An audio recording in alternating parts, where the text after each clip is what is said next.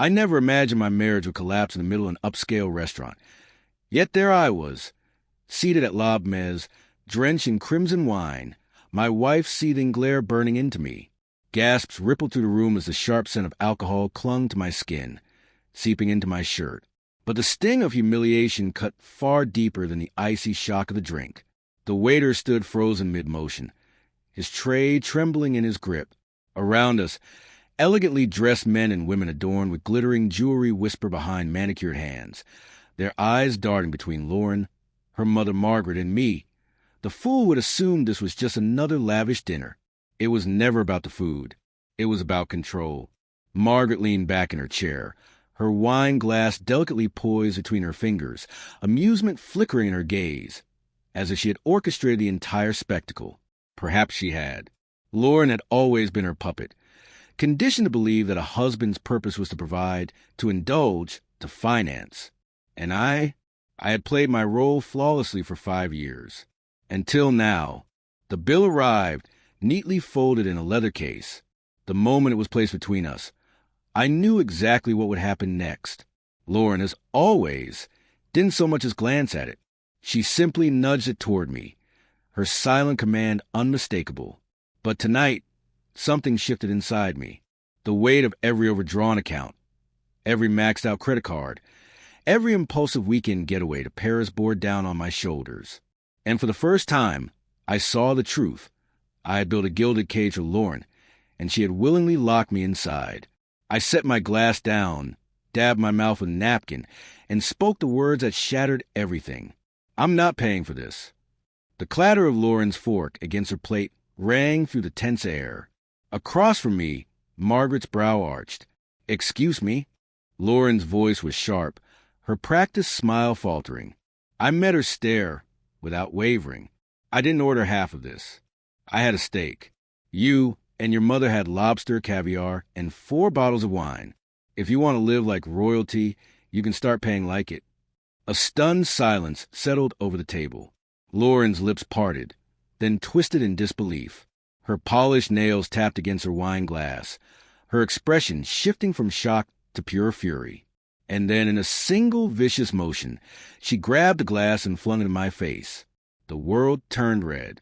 Cold liquid soaked through my shirt, trickling down my jaw. But the shock barely lasted a moment before I heard it. Margaret's laughter. Not a gasp. Not outrage. Laughter. And suddenly, everything clicked. This was never just about money. It was about power, humiliation, the belief that, no matter how they treated me, I would always endure it. Not tonight. I wiped the dripping wine from my face and rose to my feet. The screech of my chair against the polished floor cut through the heavy silence. Lauren's breath hitched. "Sit down," she demanded, her voice unsteady. "Pay the bill or this is over." Something inside me broke free. I wasn't just walking away from dinner. I was walking away from her. I locked eyes with her, my voice steady. "You're right. This ends here." Margaret's smirk faltered. Lauren's eyes widened in disbelief. I reached for my wallet, but instead of pulling out a credit card, I placed a crisp $100 bill on the table. That should cover my steak and the tip. Then, without another word, I turned and walked away. Lauren's voice rose behind me, calling my name, but I didn't stop, not when the waiter shouted after me, not when Margaret hissed under her breath. For the first time in years, I didn't care. As I strode past a sea of shocked faces, something unfamiliar swelled in my chest. Relief. The suffocating weight of obligation peeled away, piece by piece. I reached the entrance, my fingers grazing the cool glass door. But before, I pushed the door open and did something Lauren never saw coming. Pulling out my phone, I switched on the camera and started recording. Then, turning back, I locked eyes with her across the restaurant. "Go ahead, Lauren," I said, my tone steady but firm. "Tell everyone why you think throwing wine at your husband is justified, just because he refused to fund your mother's extravagant meal." A wave of hushed murmurs rippled through the dining room. The camera in my grip captured every detail. The stunned look on Lauren's face, Margaret's sudden stiffness, the cracks forming in Lauren's once perfect composure. She had always relied on my silence. But tonight, I found my voice. Her jaw tightened, fists clenching at her sides. Margaret, usually so smug, had lost her smirk. For the first time since I had known her, she looked unsettled. I didn't stick around for their reaction. I ended the recording, slipped my phone back into my pocket, and walked out. The night air hit my damp clothes, sending a chill through me, but I kept moving. Behind me, the restaurant doors glided shut, and with them, I sealed off the last remnants of my past. The city stretched before me, its cold breeze sharp against my skin, yet nothing compared to the frost that had settled inside me. My shirt was still soaked with wine, clinging uncomfortably, but I barely registered it. I was too focused on the steady rhythm of my own footsteps, the sound merging with the pounding of my heart. Pounding was something new. Liberation. "I want every cent back," I said, voice unwavering. Lauren scoffed. "That's not going to happen." I smirked. "Oh, I think it will." Her eyes narrowed. "And if I refuse?"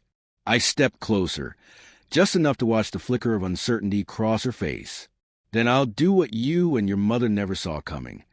She swallowed hard. "And what's that?" I pulled out my phone again, scrolling until I reached the most recent video, the one from last night, the moment she hurled wine in my face, the moment Margaret laughed, reveling in my embarrassment. I hit play. Lauren's voice filled the space, loud and unmistakable. "Pay the bill, or this ends here." Then came the gasp of onlookers, the scrape of chairs against polished floors as people turned to witness the chaos. Margaret's delighted chuckle at my humiliation. Lauren's face turned ghostly pale. "What are you doing?" she whispered. I smiled, taking control. With a swipe, I opened another file, financial documents I had compiled over time. Then another, screenshots of our text exchanges, undeniable proof of her manipulation, her demands, her threats. Her breath hitched. "You wouldn't." I tilted my head. "Wouldn't I?" For years, I had played the fool. That time was over. "If you don't return every dollar you stole," I continued, "this goes public. Your reputation? Destroyed. Your social circle? Gone." She exhaled sharply, hands shaking now. "And that's just the beginning." I went on, "Because if I take this to the authorities, if I show them that my wife has been funneling money into secret accounts and laundering funds." Lauren's entire body went rigid. I nodded, enjoying her realization. "Yeah, I thought so." Her nails dug into her palms. "You're threatening me." I shook my head, my grin turning icy. "I'm giving you a choice." Her lips trembled. For the first time, she understood. She had lost. "What do you want?" she whispered. "Simple," I said. "Transfer every stolen dollar back into my account. I'll be watching the transactions. The second I see it's all there, I walk away." Her hands balled into fists. "And if I don't?" I studied her, then shrugged. "Then you lose everything." For once, Lauren had no sharp retort, no sarcastic comeback, no well-crafted excuse. Just silence. I turned, grabbed my jacket, and walked toward the door. "You have 24 hours," I said over my shoulder. She lifted her head, panic flashing in her eyes. 24 hours for what? I didn't bother turning around. "To fix your mistake," I said simply. "Or I'll fix it for you." Without waiting for a response, I stepped outside. I didn't need to look back to know she was afraid. And she damn well should be. For the first time in our marriage, Lauren wasn't the one in control. I was. As I walked into the night, I felt it, the shift, the balance of power tipping in my favor. The air was crisp, but inside, I burned with a fire that had been long overdue. My phone was still in my hand, solid proof of every shady transaction, every deceitful scheme, every lie she thought she had buried. I had it all, and now all I had to do was wait.